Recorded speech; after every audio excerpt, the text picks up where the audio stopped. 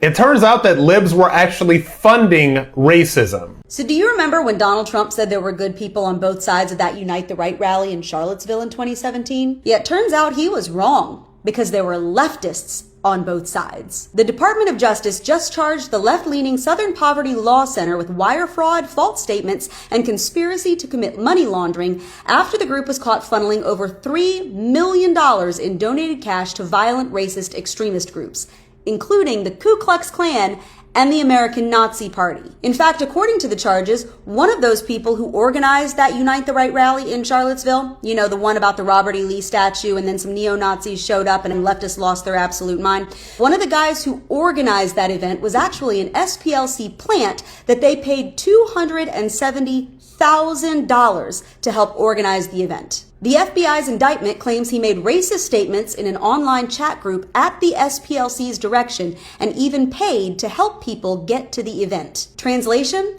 The SPLC was funding the very hate groups that it was then raising donor cash to fight. Now, they claim that they were simply paying people to infiltrate these groups and feed them information, which is a line that the media have been all too happy to run with. But see, if that were true, they wouldn't have been paying people to organize the events and help lead the charge. That's a lot different than paying Frank the peon to stand in the back of the room and feed them intel. And if you're trying to disband a group, you're not helping them organize the get-togethers. So while liberals have been screaming about the scourge of white supremacist violence based off of SPLC reports, it turns out that the actual amount of right-wing extremism is so low that the SPLC had to pay to invent it so they could pretend to fight it. Because once again, conservatives are not the problem.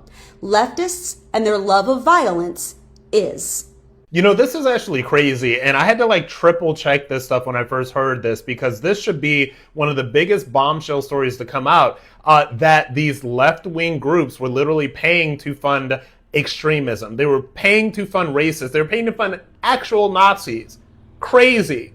And the thing about this is that a lot of these left-wing groups, including the Southern Poverty Law Center and a lot of these places, they get a lot of government money. Now, when Trump did away with the USAID thing, earlier on in Trump 2.0, he completely demolished the USAID, which is basically this network of left-wing NGOs, nonprofits all across the globe that were getting taxpayer money to fund and literally fund left-wing activism.